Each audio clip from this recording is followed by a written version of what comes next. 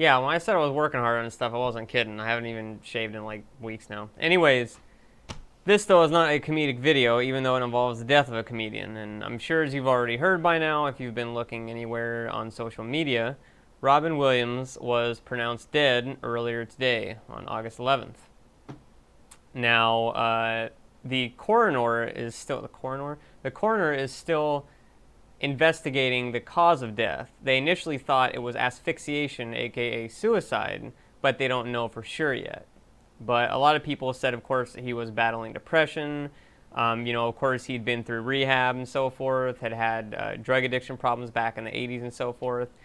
But despite all that, obviously he had an incredibly successful film and television career and was one of the most standout actors of at least the past few generations and so forth. So, he didn't let that keep him down. But as you start to get into older age and so forth, kind of like when I talked about that death video and so on, I don't know if I mentioned in that, but a lot of people as they get older start to really realize the finality of death and start to, fear it and so forth. And with Robin Williams being such a successful actor, he may have felt some depression from his incredibly successful time in the 90s, in the 80s, in some of the early 2000s, and then it started to kind of trickle down. And that can really affect a lot of people, Again, especially as you start to get in older years. It's like there's a billion cases, probably not a billion, you know what I mean? There's a boatload of cases where people have had an incredibly successful career and then it just starts to taper off and it really affects them because they go from this life of like whining and dining and being, super popular, and then just it starts to fade away and they don't know what to do with their lives because they're not doing a movie every other week and stuff like that. But even then, he still had a bunch of roles coming up in upcoming movies and voice acting he was doing and so forth, so it's not like he just dropped off the map entirely. But all that said, though, I watched Mrs. Doubtfire a million times as a kid, and I could even say that some of my, high-pitched voice acting probably came from that movie. That the whole, oh, hello, that whole thing, probably came from that. Jumanji, obviously, I watched that when it came out, and I saw it on TV a billion times after and so forth. That probably inspired a whole bunch of people. Obviously I know it was a novel first. If I'm right on that, I'm pretty sure I'm right. But when it gets in a movie format, obviously it gets out to a lot more people, and so there was probably a whole boatload of people inspired by that. And then, of course, speaking games, the guy basically was one of the most prominent Hollywood gamers, that did acting and so forth in movies.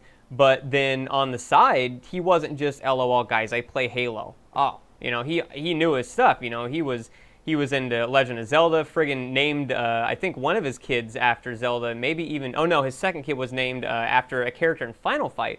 I mean, you don't do that if you're just some dude that plays games just to get well known or just to be able to have it, as like street cred that you're a gamer. I mean, he named his kid Cody after Final Fight. Nobody even knows what Final Fight is nowadays. And he named his kid after it, I mean, that's some serious hardcore gaming there. That's some serious stuff. And, as it says here on the Wikipedia article, he was into a bunch of other role-playing games, Half-Life, that's obviously not a role-playing game, but, Warcraft 3, so forth. And I knew about the Final Fight and the Zelda thing. I'm just looking at the Wikipedia article here to try and get a full scope of what he was into. He went and performed at E3 and so forth, did a whole keynote speech there and so forth. And he was into stuff like, I believe he was into quite a few anime too, but I could be wrong on that. I could be mixing him up with not Robin Williams, with Bill Murray on that, but that doesn't sound like his type of thing, so maybe my memory's just kind of bad there. But yeah, I'm pretty sure he was, second thought, I'm pretty sure he was into Evangelion and so forth and a lot of other anime, and he had figurines of them and so forth. And again, this is all kind of just improvised here, not really planning this out because it just kind of happened like hours ago.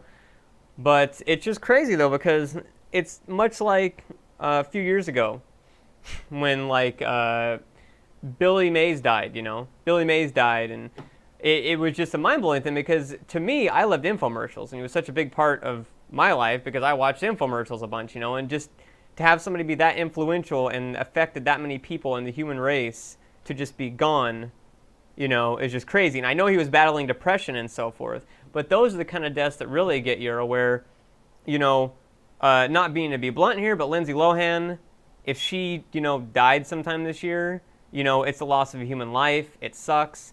But would anybody really be surprised? Would anybody really be shocked at this? No, because she's been doing a copious amount of everything in the book and doing a bunch of crazy things for who knows how long.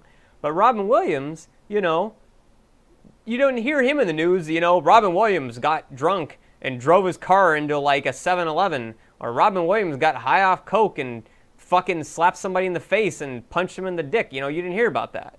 So it's just a shocker to go from, well, okay, here's my day, and tomorrow, well, he's dead. Again, much like the Billy Mays death, You didn't really hear about Billy Mays getting coked up and going bowling and smashing his bowling ball into somebody's head, You didn't hear about that. He just did. Just drop of a hat. And that goes back to the death thing that I did in that video if you haven't watched it.